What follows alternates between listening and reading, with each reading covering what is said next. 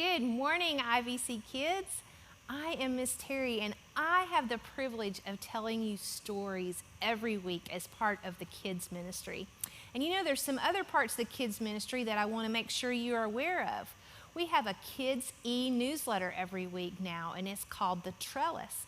In case you don't know what a trellis is, it's the structure that supports and trains a vine as it grows. I love that name.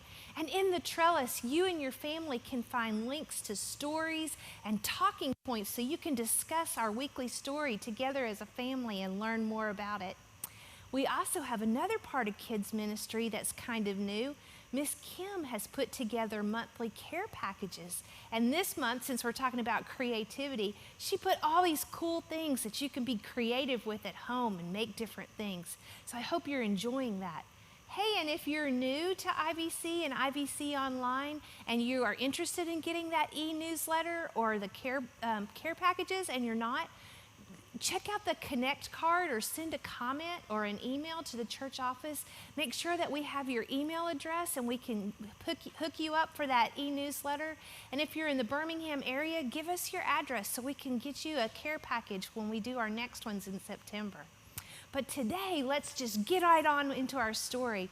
We've been talking about God and how creative He is, and He created the whole world. And then the next week, we talked about how you are created as His masterpiece. So you can be creative just like God is and create different things, whether that's art or your sports or whatever, you can be creative.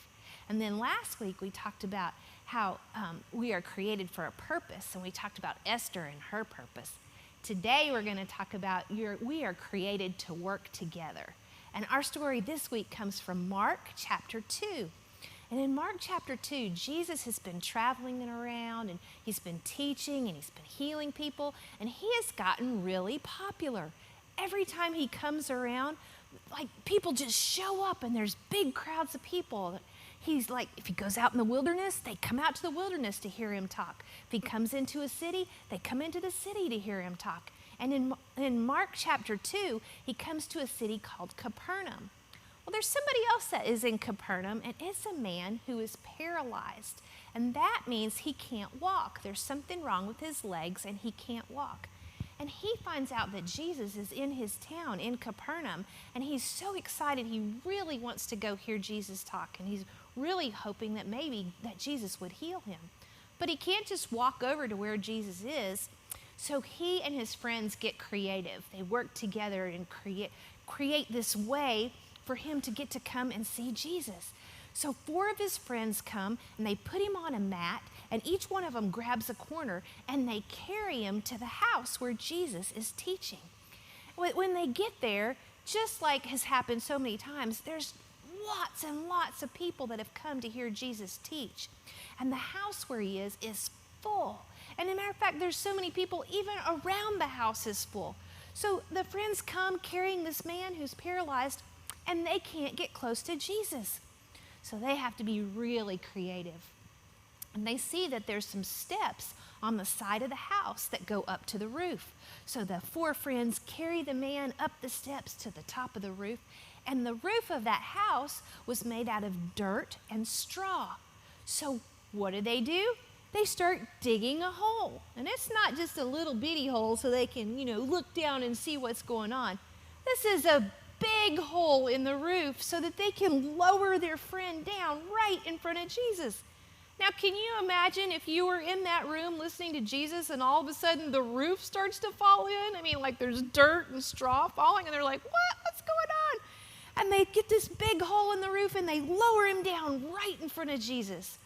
And Jesus looks at him, and He knows that he has faith, and He says, your sins are forgiven. Well, there's some religious teachers and leaders there, and they're like, wait a minute. Only God can forgive sins. Who is this man to think that He can forgive sins? Well, Jesus, because He's Jesus, He knows what they're thinking. And He says, why do you let this trouble you in your hearts? Is it easier to say your sins are forgiven, or get up and take your mat and walk? He said, but so that you will know that the Son of Man, which is Jesus, has the authority on earth to forgive sins. And he looks at the man and he says, "Get up, pick up your mat, and walk." Well, the man jumps up, grabs his mat, and walks out of there. Now, this is a man who's never walked before, and Jesus just spoke to him, and he's able to walk out. Can you imagine when he gets with his friends? They come running down from the side of the building where they dug the hole in the roof, and they meet him, and they said, "It really worked, it really worked. Jesus really healed you." And we got to see Jesus.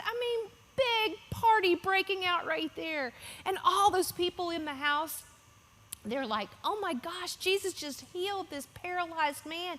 And they start worshiping and praising God, and they just get so excited because, see, they were created to work together and to serve and to do good things. And they brought their friend, and he was healed.